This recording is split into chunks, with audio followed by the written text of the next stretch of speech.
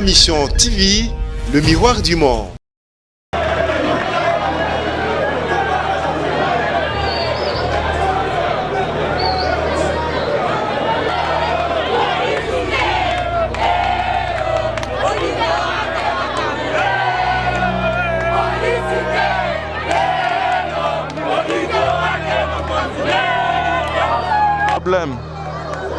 OPJ oya sambisaki bato balobike abomaki moto amemeli biso ata mukanda moko te oyo elakisi ke moto wana akufi ou ebembe na ye eza na morgue. Maintenant liboso ya mbringa ya boye bazuzi badeside qu'il faut bango moko lokola baza ba juge pénal bakita tina morgue po tomona ndeko na biso wana oyo akufi nde toyeba kiidentifie soki aza na morgue ya mama emo tala toboyi oyo ebembe mona tomona ete biso tu toa batémoin ke moto akufaki liaki moko donc parce que ministère public aza na procès pénal azoya kaka kosenga mpo bakondane baclient na biso biso tozoya mpo na kodefendre bango. C'est pourquoi aponi bapolisier 4 na banque de tovandaki biso nyonso bapiqué azwi 3 policiers nayo basalaki 4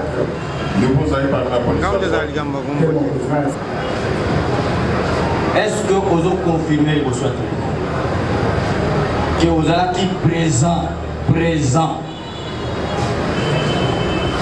tango ba maman mi bale bayaki basololi na chef de section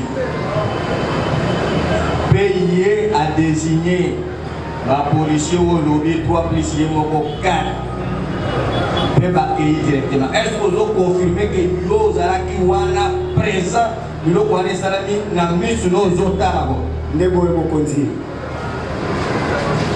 je le greffier a c'est attestat qu'il y a un corps à la morgue de Mama Emo, monsieur le président. Nous vous demandons, nom de la défense, monsieur le président, lorsqu'il y a doute, d'abord sur la mort. La police va qu'elle là-bas, on va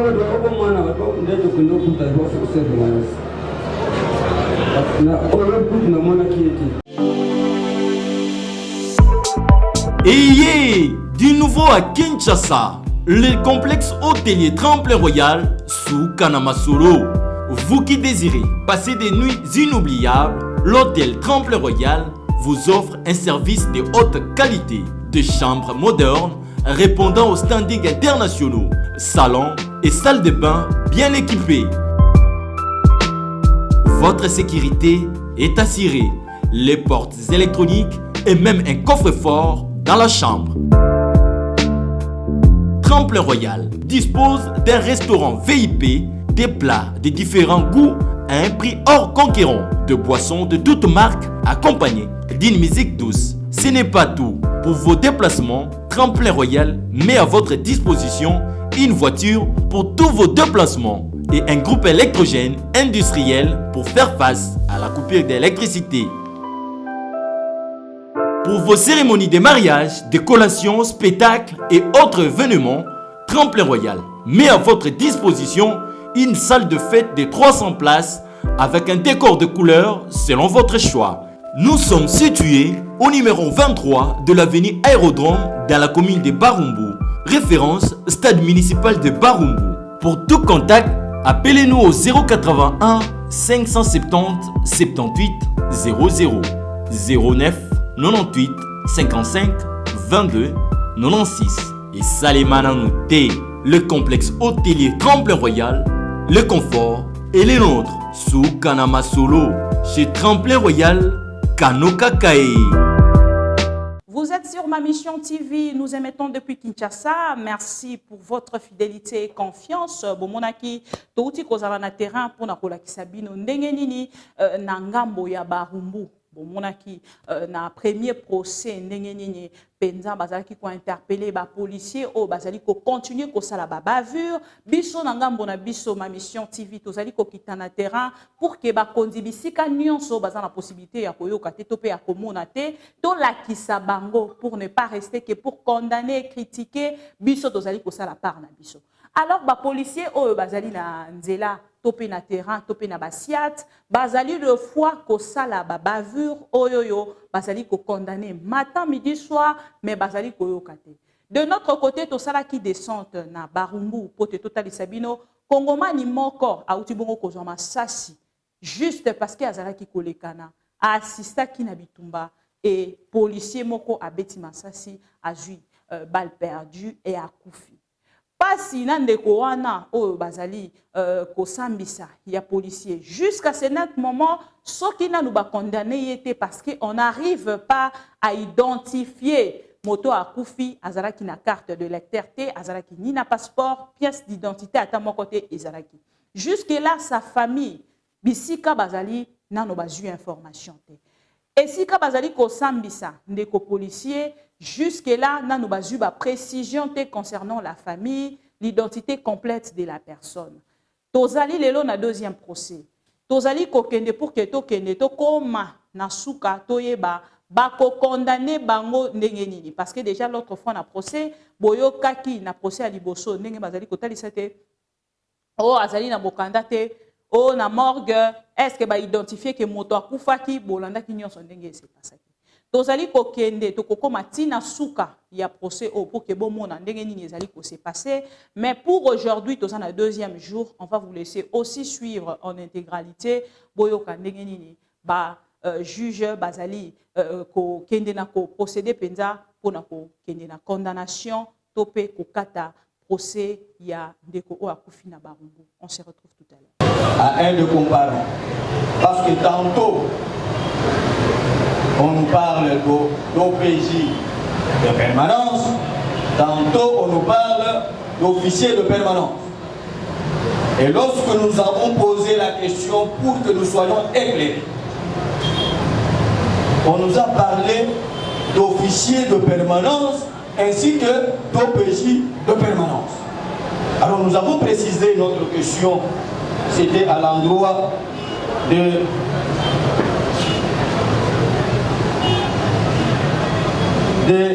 Mobana, pour qu'il nous précise si ces jours-là il y avait l'officier de permanence ou l'OPJ de permanence. Alors lui nous a dit que non, ce jour-là, il n'y avait que l'OPJ de permanence. Et c'est pour ça que nous avons demandé les cahiers. Mais après avoir compulsé, jeté un coup d'œil, Monsieur le Président, dans le cahier, il nous a renseigné ce qui suit. Donc c'est vrai qu'il y avait un officier de permanence qui répond au nom de Mampassi, ainsi que l'OPJ de permanence. Alors cette question était administrée à Mobana pour qu'il nous précise, lui qui nous a dit que non, ces jours-là, l'unique personne qui était là, c'était l'officier de permanence. Et l'officier de permanence là, lui il a appelé Bertrand. Or Bertrand n'est pas officier de permanence. Il faudra que ça soit éclairé. Bertrand c'est un OPJ. Tandis que l'officier de permanence, c'est Mampassi. Et c'est lui-même, d'ailleurs, Mampassi qui a signé ce cahier ici, en tant qu'officier de permanence. Raison pour laquelle, Monsieur le Président, honorable membre de la composition, nous avons même sollicité du tribunal que Mobana soit d'abord, reste d'abord ici. Reste d'abord ici. Pour qu'à la fin, nous puissions nous prononcer par rapport à tout ce qu'il a eu à faire comme déclaration à l'endroit du tribunal. Parce que déjà le cahier nous renseigne que l'officier de permanence était là et l'OPJ de permanence aussi était là. Donc ce que lui nous a dit que non, l'officier de permanence c'est l'OPJ Bertrand, il a menti au tribunal. Il a menti au tribunal parce que le cahier est en train de le contredire. Qu'il y avait un officier de permanence et l'OPJ de permanence. Raison pour laquelle même hier, le tribunal a demandé la comparution de l'officier de permanence qui répond au nom de Mampassi. Donc si le la défense nous pose cette question, nous disons que la défense n'était pas ici et il n'a pas compris la démarche du ministère public lorsque le ministère public a demandé ce cahier. C'était pour comprendre l'enseignant Mobana qui avait dit que l'officier de permanence c'était Bertrand. Mais le cahier nous renseigne que non, l'officier de permanence ce n'est pas Bertrand. Bertrand c'est un OPJ de permanence. Nous avons dit que c'est le problème. Depuis qu'on a vu ça, à quel point c'est là, vous devez intervention, même quand on est qui est plus grave. Donc c'est là entre tellement qui chef.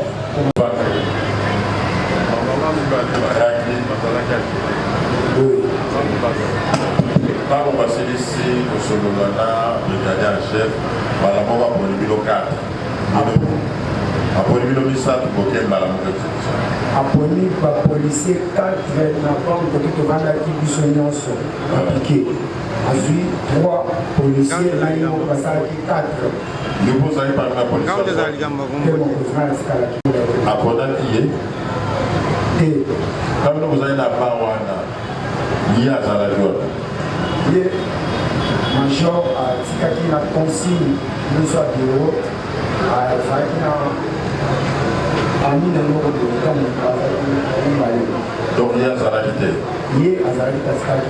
Titan, on va sur l'eau, on va sur le yo ça sur place. Il y a Zaradite. On a dit qu'il y a Landaki.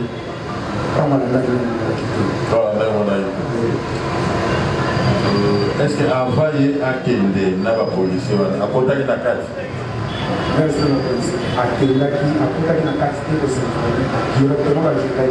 Directement par Kenaï.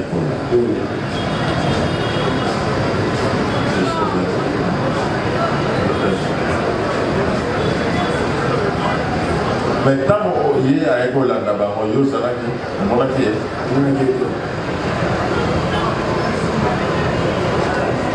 ministère public.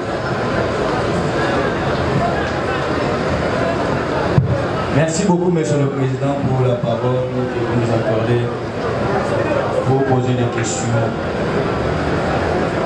au l'enseignant Kato. L'enseignant Kato, est-ce que vous avez confirmé que vous souhaitez que vous avez présent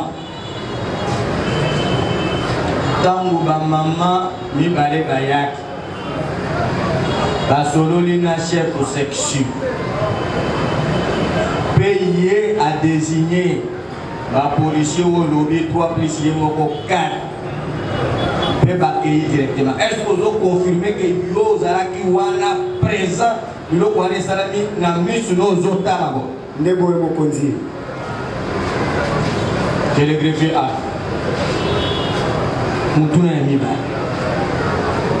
est-ce que vous confirmez que le chef section lobbying nasima ya entretien ya yena ba mama wana mibale ba koti na kati te bakamati nzela mbala moko baka intervention ndebo mokonzi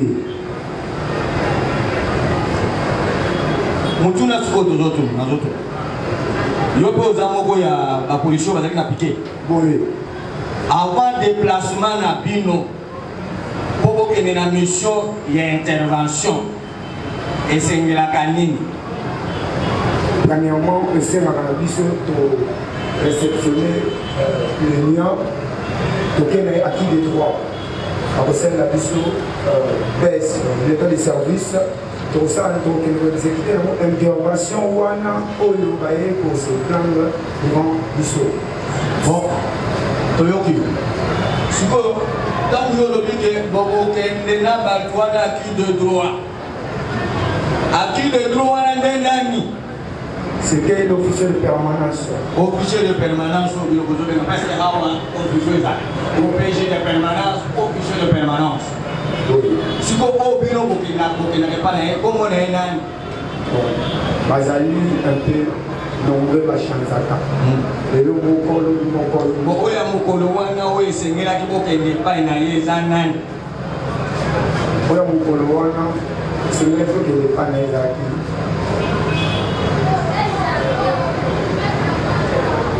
komanda kefa maître nde efalaki kokende epa na ye. Alors so okende na ye nde ye apesi bino autorisation nde akosalela biso directeur de service kosala koexécute intervention. Alors yo moto ozalaki présent procédure amorcée par chef section ya bamama wana baye asololi na bango mbala moko achoisir mpe akei na bango. Est-ce que eza procédure normale? Mais aussi mokonzi nga na kodeside likolo ya mon premier chambre ye aza komanda ye moko ayebi ndenge nini ya kokonduire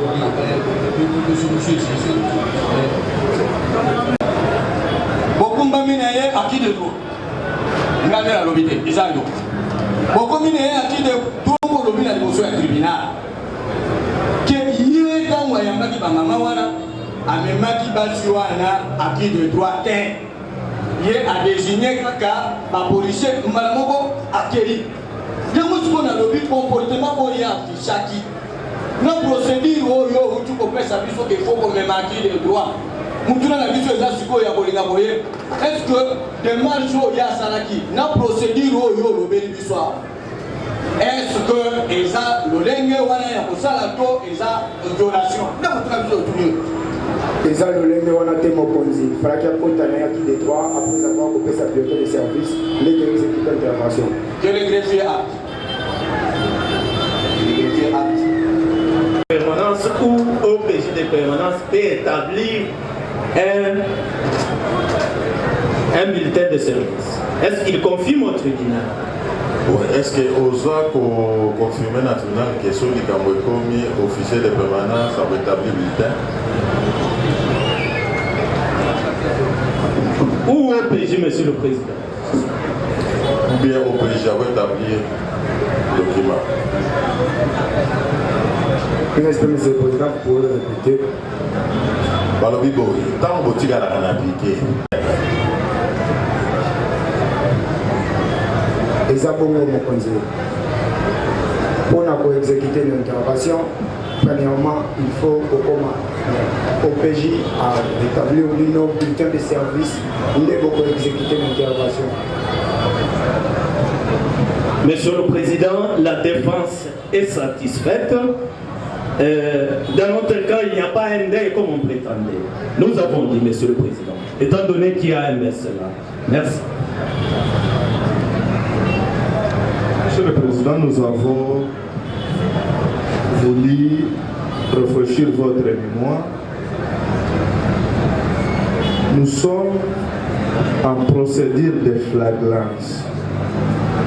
J'avais aimé, lorsque le tribunal avait décidé de faire venir les responsables de l'endroit où il y avait eu un prétendu mort d'homme, que moi personnellement je suis en train de douter. Pourquoi, Monsieur le Président? Admettons que c'était moi. En passant, je trouve qu'il y a une infraction qui est en train de se commettre. Je ne pense pas. La déclaration venant de partie prévenue. Comme nous, depuis hier, on avait déjà demandé au tribunal, comme la partie prévenue était mécontente de la décision prise par le tribunal, et qu'on souhaitait qu'on puisse effectuer la descente. Et nous avions soumis cette proposition-là au tribunal. Et c'est la raison pour laquelle nous n'avons pas trouvé opportun de pouvoir répondre, parce que depuis hier, on avait dit, comme la partie prévenue s'opposait à la décision prise par le tribunal, pour garantir le jugement que le tribunal allait prononcer et qu'à la fin qu'il n'y ait pas de suspicion, il serait mieux qu'on effectue une descente avec toutes les parties pour assurer le jugement que le tribunal va rendre. C'était ça notre position.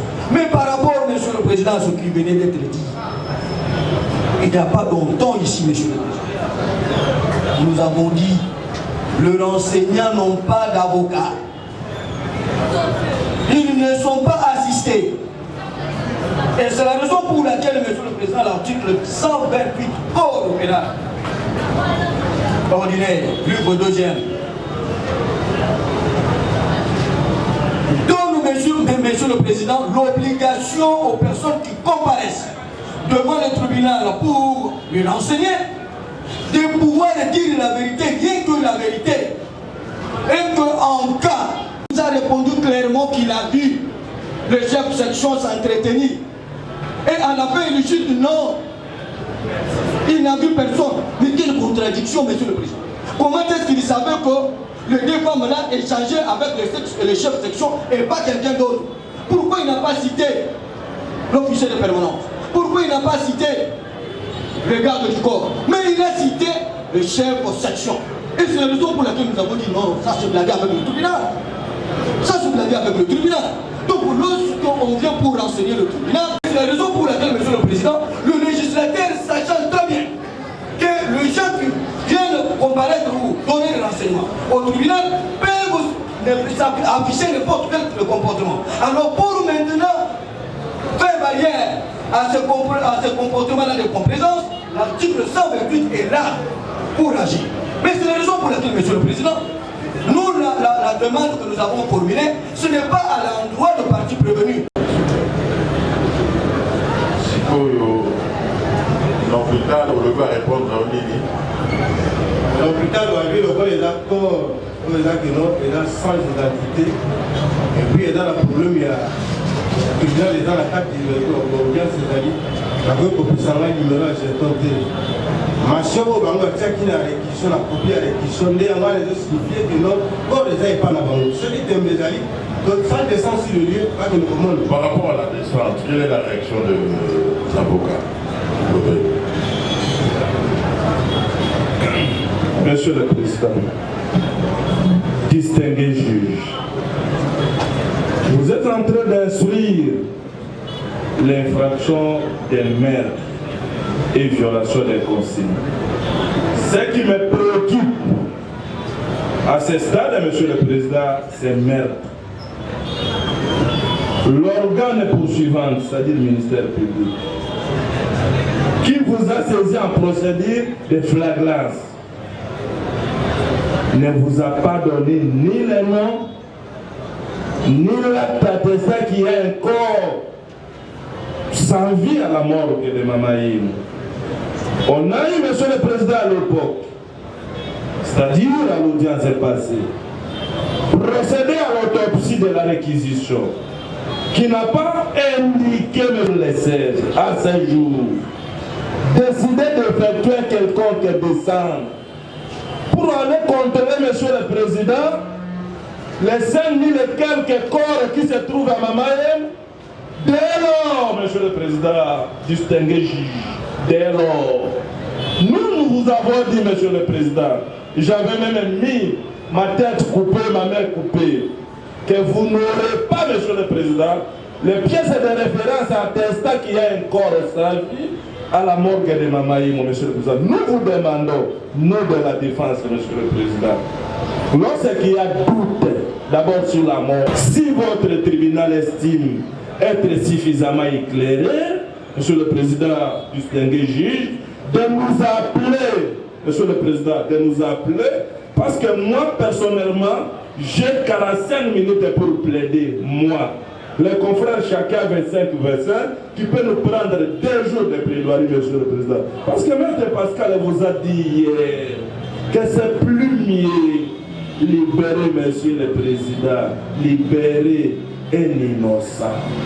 C'est le bon droit, Monsieur le Président. Nous sommes en procédure de flagrance. Comment le tribunal peut se permettre, Monsieur le Président? Vous avez entendu le PJ, vous lui avez posé des questions, à l'exception de ce que vous appelez comme réquisition d'information. Qu'est-ce que vous avez encore qui peut prouver, Monsieur le Président, qu'il y a un corps sans vie à un quelconque morgue de la République?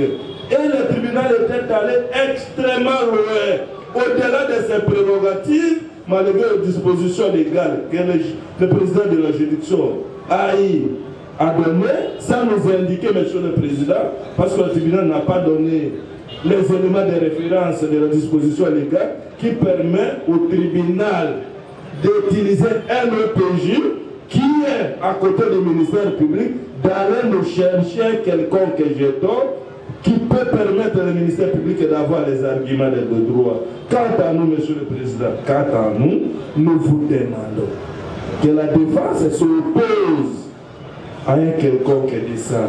Mais si le tribunal, dans sa souveraineté, Monsieur le Président, estime que ça doit se faire, Monsieur le Président, comme avocat, on doit s'incliner. Mais quant à nous, Monsieur le Président, nous pensons que le tribunal peut se déclarer suffisamment éclairé et nous appeler au stade actuel, Monsieur le Président, de voir comment commencer à plaider parce que la plaidoirie peut nous prendre 3 jours, Monsieur le Président. J'ai dit sous réserve. La police va qu'elle n'a pas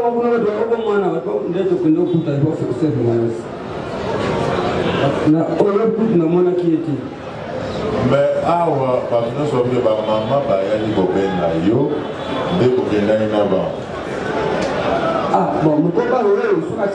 problème eza te mais bamama baye kobenga bango baye kosala plainte bato soleke babi bama baye kosala plainte baya baluka bamama na baya lobi yo ozala awa partir ya 9 olandi tokozwa badéclaration na yo lobi olandi baluka société. Je crois, oui. Hein? On va commencer par ici. On commence toujours par ici. Donc, au bout, on a 9 vers l'eau. Des tomates. Au major. L'élément où on va qu'il n'a qui n'a yé. On s'en a mis ça, on va savoir. Qui s'y peut le Olukabango, Maya Lobi, Tinda Bat, Soutana Mandada Vene, Bakamo, même officier de permanence, Maya la Bissoye. Rokani, l'élément Wana, nous tout le monde se soit passant. L'élément où on va député, aussi le Mazaranam. L'élément où on va député. On a ce dossier qui, après la France, il voit qu'il n'y a pas on a ce qu'il a mouillé pour nous. On a la boutou, on a la culture pour nous. Bien dit, conseiller dans sa ligne. Appliqué, conseiller dans sa ligne. Aïe, puis conseiller dans sa ligne. Nous, le bas d'un tribunal, tu n'as pas tous les autres dans la Tukuna. Toujours le bas d'un tribunal, le bas, on signe pour tout ce qu'il a dit. Bon, il y a des signes qui consignent dans la Tukunia. On est passé de quoi là, mais on a aussi la Tukunia, voilà, on a la ligne va tout bailler aux oreilles à Kenya, à violer aussi. Président, on a lobby pour les week-ends, parce qu'il y a un putain de services pour l'intervention flagrante et le coup ça. Donc on va éliminer, il va intervenir. On va intervenir. De toute façon, la putain d'intervention. Ce qui est dit, officier de permanence, article, bishop des qualités, ce qui peut intervenir, il faut informer officier de permanence, officier de permanence a oublié par dossier Nîmes.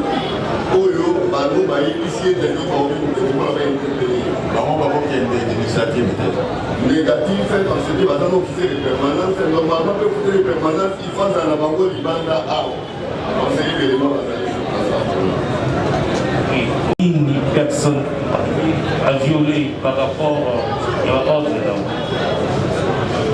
Bon, là, ce qui est avant la nature, la précision qui est dans le but de l'eau, le premier argument, c'est tout le point. Autrement dit, les gars, c'est le pouvoir qui, au terme de notre massage, a violé consigne, qui a violé consigne.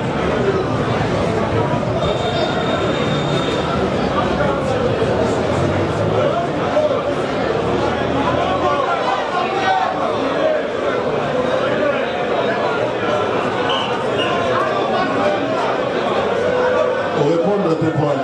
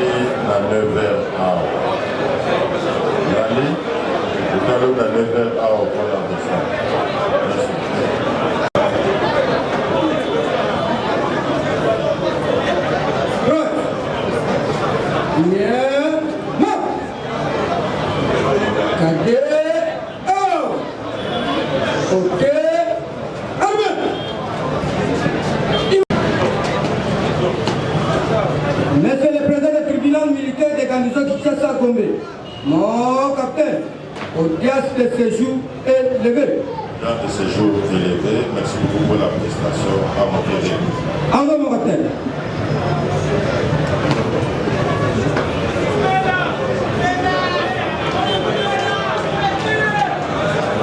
Amen. Oh.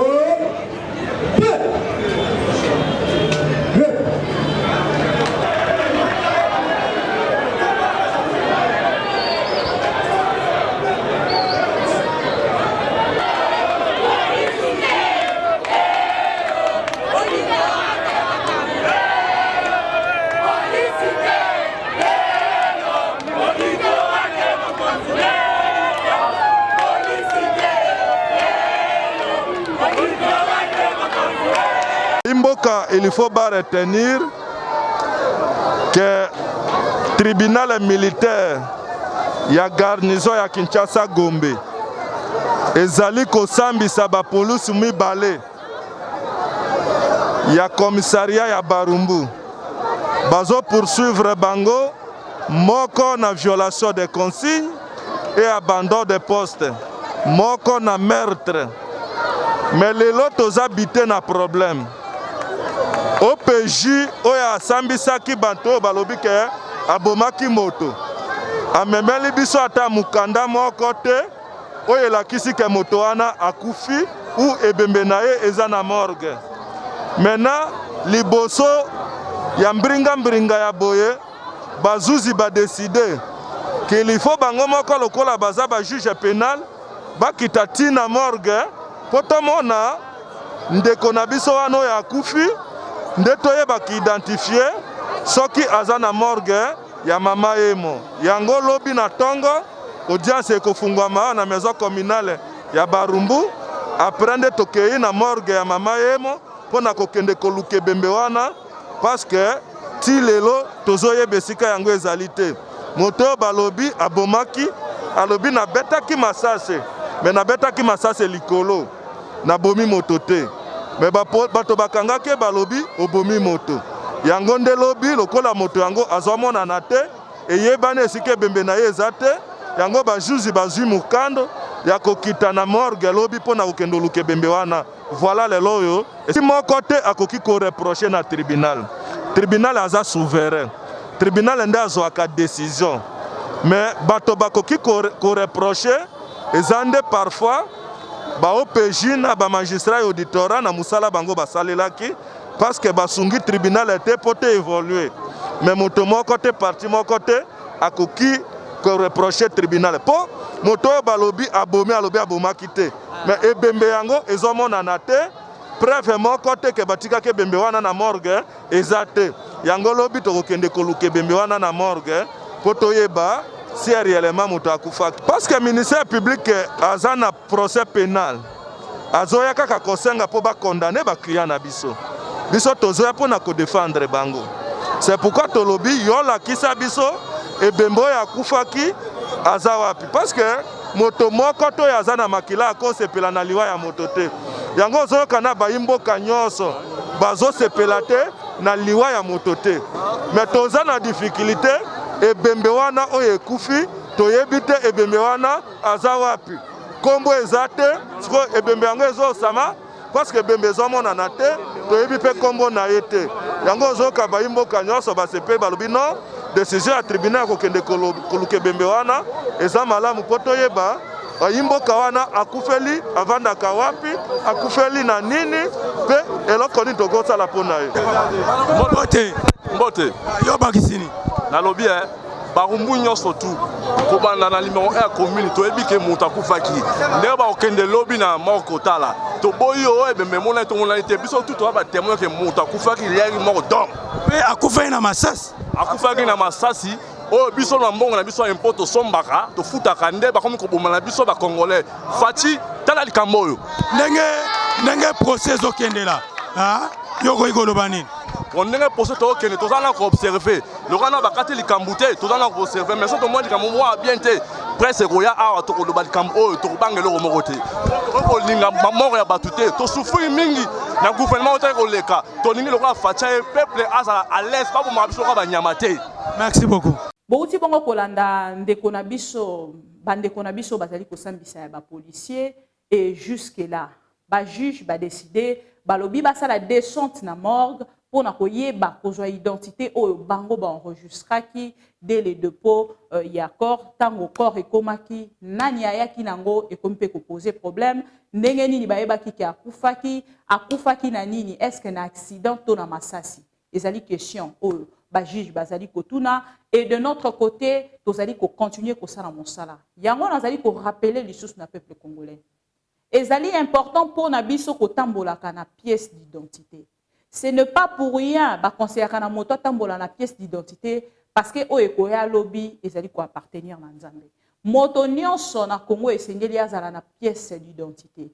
Ezala pièce d'identité ya école, ezala pièce d'identité ya mais l'essentiel ba identifier moto kombo na ye esika avandi to numéro na ye to numéro ya moto moko azala ka pene na ye. To pesi bino merci parce que bozala ki ebele to kutani mbalasima pour na information mosusu mais entre-temps bo garder liso likolo ya procès oyo condamnation to kozonga lisusu pour na kobisa bino. Merci beaucoup à Volding Tuka et à Kiko Yonsa derrière la caméra en même temps machine. Merci to kutani mbalasima. Et du nouveau à Kinshasa, le complexe hôtelier Tremplin Royal sous Kanamasolo. Vous qui désirez passer des nuits inoubliables, l'hôtel Tremplin Royal vous offre un service de haute qualité, de chambres modernes répondant aux standards internationaux, salons et salles de bain bien équipées. Votre sécurité est assurée, les portes électroniques et même un coffre-fort dans la chambre.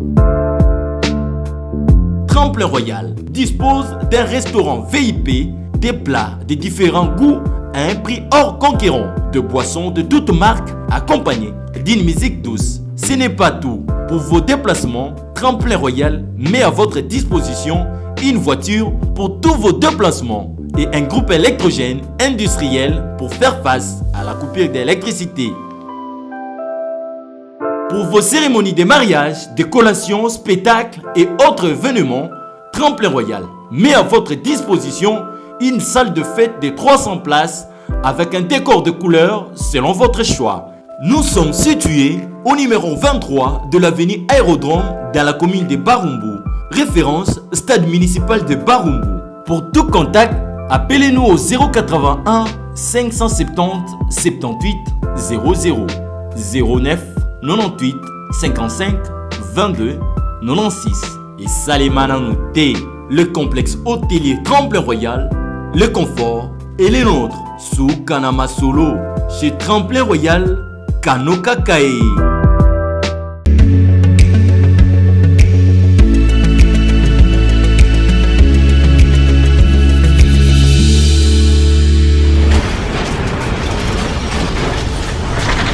Ma mission TV, le miroir du monde.